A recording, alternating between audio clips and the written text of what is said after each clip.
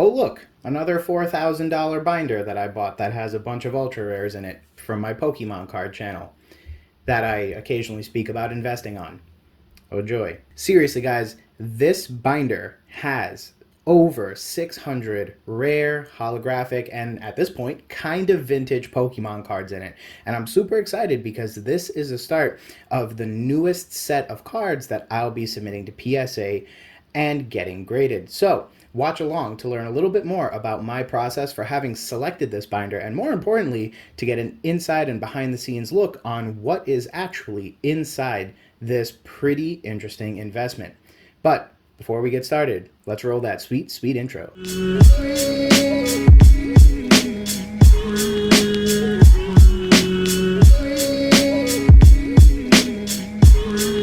Hey Gengar Gang, what is going on? My name is Ryan, this is the Analytic Gengar, and welcome to another video. In today's video, friends, we're talking about the 600 card binder that I bought a little whiles now ago, and I'm going to give you today an overall summary of the story of how it came into my possession, how and why I purchased it, and a little bit of background information on what my plans are for this particular set of cards.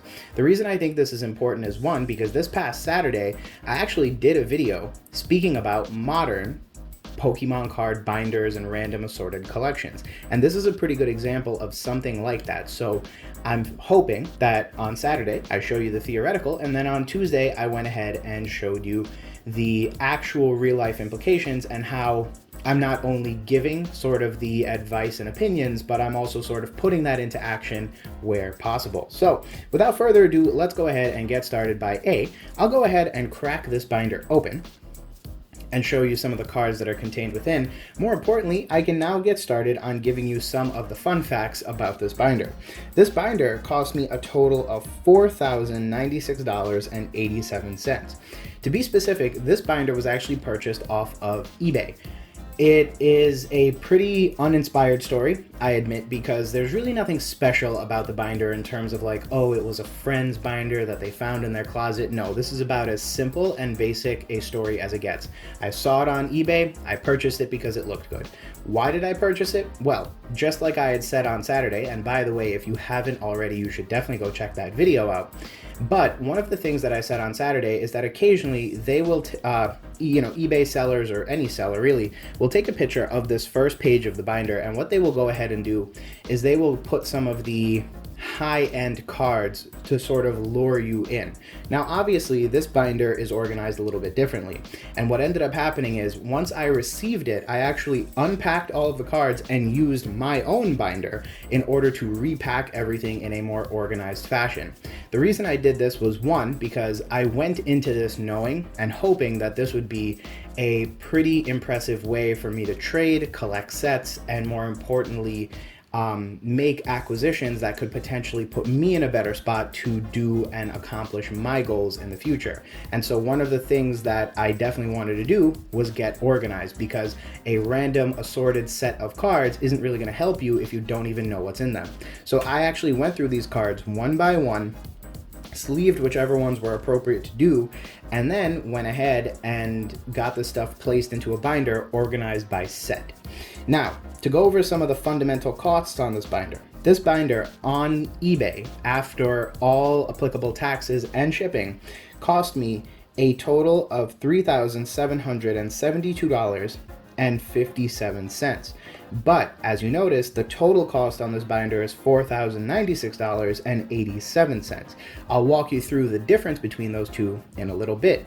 Some things to point out right off the bat. As you notice, there's actually a holographic base set Mewtwo, a base set Raichu, and a fossil Articuno, at least on this first page. And bear in mind, these were not even some of the cards that were billed as the high level or, hit cards within this binder. So interestingly enough, we have some very vintage, very interesting holographic cards that, all things considered, will probably grade mediocrely well. So, as I turn the binder, I'll start telling a little bit more about the page, but as you can see, this binder starts telling a pretty compelling story. The story that I get from this binder is that obviously this person kind of collected a little bit of vintage as well as a little bit of modern. And the modern stuff, obviously, because I just said is sorted by set, we're actually going to see it a little bit later on. So I'll start paging through, but just to show you, we do have some base set holographics, some rocket holographics. You have that, in my opinion, awful Dark Magneton from Rocket.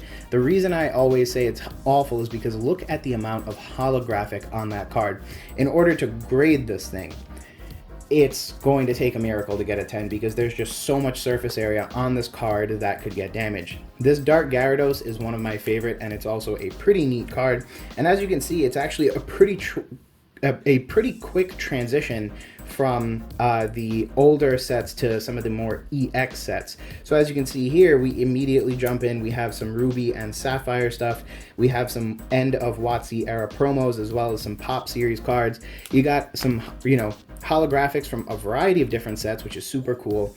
And then as you can see, there's literally about one page before we start getting into Generation 4.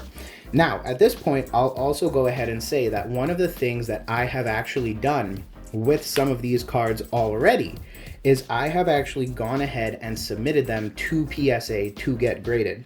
So recall earlier how I said that the total cost was over $4,000.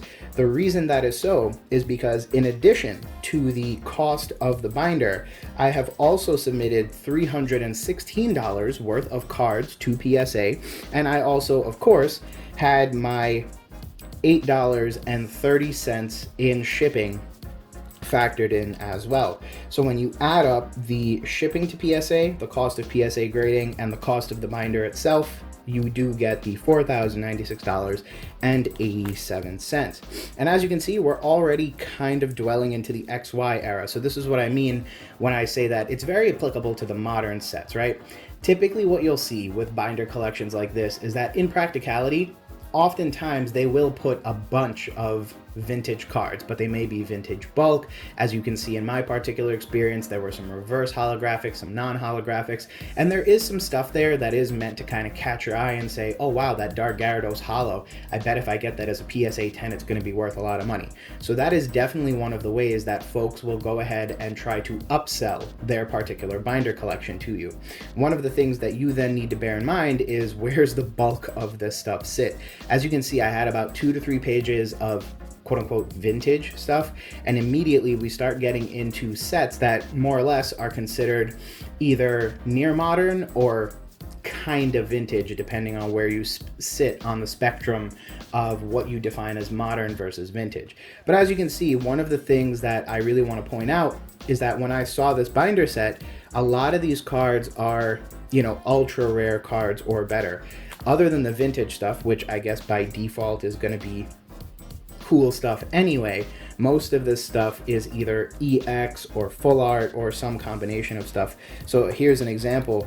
You have the Lucario and the Manectric EX. This is from the XY era, and these are pretty neat because although there is a sort of slim market for some of this stuff, I do think there is an opportunity to really take advantage of the popularity of some of these Pokemon in order to get some of this stuff graded. We do have even some full art trainer cards as well as some full art Pokemon cards. So there's a Gallade, there's tons of value hidden in this. And the thing is that looking at it at a high level, you might be very easily tempted to look at maybe this row of cards, right, and say, oh, those are just, they're the equivalent of V cards or GX cards, just the regular plain ones. They're ultra rare, yes, and they indicate a higher level of rarity, but aside from the fact that they're a few years old now and no longer actively being printed, there's really no specific reason you'd probably go out of your way to get some of this stuff.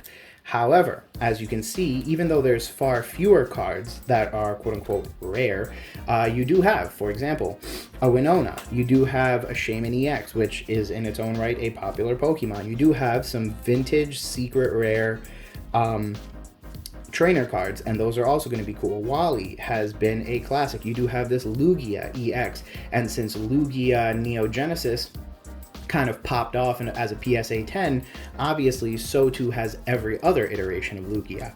And that's really the point of these types of binder sets, right? You buy them not necessarily because you see one card fixate on it, and then go ahead and purchase it.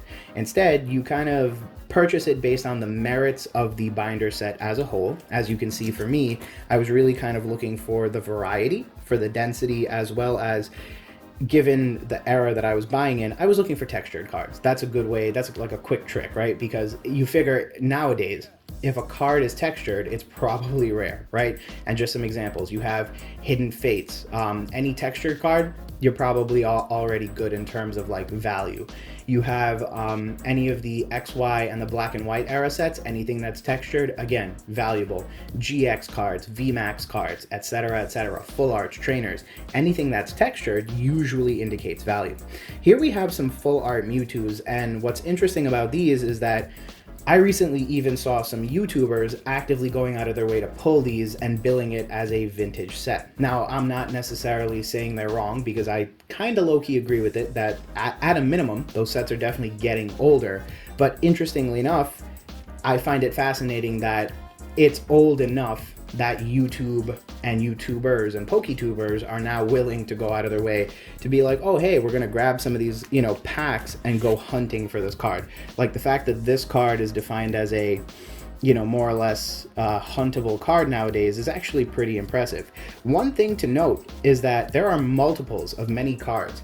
And so technically, if you were looking at this binder only from the perspective that, oh, there's 360 slots for cards to go in, obviously the numbers wouldn't add up. But believe it or not, many cards come in duplicates, if not triplicates, if not more. And so that's where the 600 number actually comes into play. And it's, again, really cool because you have some cards that slowly but surely have gone up in value. Speaking of Mewtwo, here is one of the secret rare Mewtwo cards from a pretty obscure time in the XY era. They were basically doing these secret rares where instead of doing rainbow rares, they just went ahead and put a gold border around it and then did something cool with the Pokemon. So in this case, Mewtwo has like a squad of like, you know, other Pokemon that I guess he's rolling with, and that's cool. Here's a full art Manaphy, pretty interesting. And then, you know, we slowly but surely move our way. These cards should start looking familiar because this is where Evolutions begins. Now, speaking of Evolutions, one of the major reasons that I purchased this set is because of these cards right here. So these are some Charizard EXs, and by the way, some of these are from Flashfire.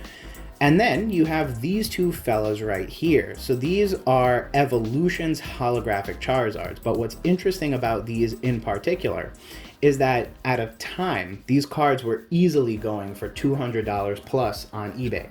Now, I will say these cards are not necessarily in Gem Mint 10 condition, nor do I think they would hold up to the Beckett grading. But I do think they are good enough to be sold loose, or even, as I had planned, go ahead and get them graded. And once they are graded, I'm sure they will carry some type of premium. The other thing to bear in mind is that, of course, these cards are getting older every single day. So even though I'm not able to send into PSA right now because there's no way that I'm paying that much money to get cards graded, awkwardly enough, I'm low-key making a better move because they're just getting older every day. They sit here on my desk instead of getting submitted. So that is kind of where I'm at with this binder. I have obviously cherry-picked, and so I guess the last topic for me to fully discuss is going to be what cards I have gotten graded. Now, when I got this binder in, PSA was still accepting submissions. So that should give you a pretty fair indication as to how long ago it was when PSA was actually accepting submissions. And then I went ahead and submitted, I think, 39 cards. So I actually have those cards back from PSA, and we're actually going to have 2 graded returns that are going to help us to get a better understanding of how those cards have come in. More importantly, if you recall, recently on the channel, I had a series of PSA graded returns where obviously I had 302 cards from a vintage lot that I had purchased, and I went ahead and submitted those to PSA. The problem is that I technically never got to show you guys that or walk you through the overall process. What's interesting with this particular binder is that I'm basically planning on doing the same thing, just not all at once. You know, just not 600 cards at a time. Instead, I'm going to probably do like 30, 40, 50 cards at a time.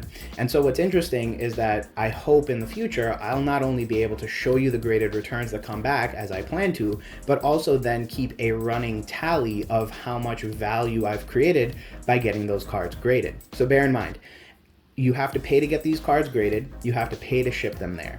And the hope is that not only are the cards worth more than what you paid, or at least equal to, but then you hope that they're then going to contribute to the overall cost of the binder as a whole. So that's one of the major things to bear in mind. So get excited, because I will give you a sneak peek and tell you that not only did some of the cards that I picked out of this binder grade a PSA 10, I will also let you know that some of those cards are stupid vintage and have also gone for quite a bit of money over the past couple of months, as we've seen things kind of raise in price over the past year and a half. So get excited, because I think personally it's going to be a really interesting trip. Couple things to note, and actually something that I completely forgot, I have a Lily in this, so I'm probably already a big winner purely on the fact that Lily is in here. Everything you're seeing now is basically Sun and Moon era, and I believe I have an extensive amount of Sun and Moon. I believe I have some Burning Shadows, and I believe I had also taken out quite a few cards. And the reason I did that is because I also finished up some sets. So interestingly enough, I just didn't even care to, kind of checker around it. I just kind of, immediately went for the sets that I wanted, and then left the rest here. I figure it's easier to just take them out of a binder that I already own instead of going out of my way to look for them on the internet. So lastly but not least, the one thing that I wanted to discuss is the cards that I have already sold. And I sold these cards on eBay. Now, why did I sell them? I don't really know. I like to think that as I make these investments, I begin immediately sort of recognizing some of the basis back to myself. And I guess in my head, I thought it was a good idea. In retrospect, it was a really bad idea. I sold a Gold Star Mew for $154.90 net of any eBay fees. And I sold a Gold Star Mewtwo for $119.75. After fees, that was $107.77. So $154.90 and $107.77 are the two cards that I sold. Again, that was a Gold Star Mew from Dragon Frontiers and a Gold Star Mewtwo from Hold On Phantoms. Obviously, as I had said, it was a dumb idea to sell those cards, because now, even graded and in poor condition as they were, I'm pretty sure they would have been worth a ton of money and really been able to move me along in helping to figure out and definitely break even on this binder. Again, one of the major things that I want to stress with a binder like this is that there are two really logical steps that I have in my mind right now. The first is, how do I make all of the money that I have spent up till now back? Basically, if I'm saying I spent like $5,000 after everything, let's just assume after I get everything graded that I want to get graded here, how do I make sure that I get $5,000 back into my pocket so that everything that remains after the cards are graded is free of cost to me, because I've made the money back? Because don't forget, if I'm able to sell 200 cards and make my money back, then everything after that is theoretically helping me to accomplish another goal. And as many of you know, here on this channel, my main goal has been completing a complete set of EX booster boxes. I have a person in mind for Hold On Phantoms, and that box can easily go for $25,000 speculatively. And then Sandstorm and Legend Maker, thankfully, are not crazy expensive, both under $20,000, but equally both are probably over $15,000 speculatively. So needless to say, the quicker I can break even on this, the sooner I can begin earning some money that I can then contribute to that goal. But with that said, friends, thanks again for checking out another video. I hope you learned something today as I spoke about my most recent purchase, and I hope that if you did, you consider leaving a like on the video and also subscribing and joining the Gengar Gengar Gang if you're not already a member. Don't forget that on the community tab on the channel, there's also a giveaway going on right now, so make sure to go check that out if you haven't already. And other than that, friends, thank you again for checking out another video, and we will talk soon. Peace.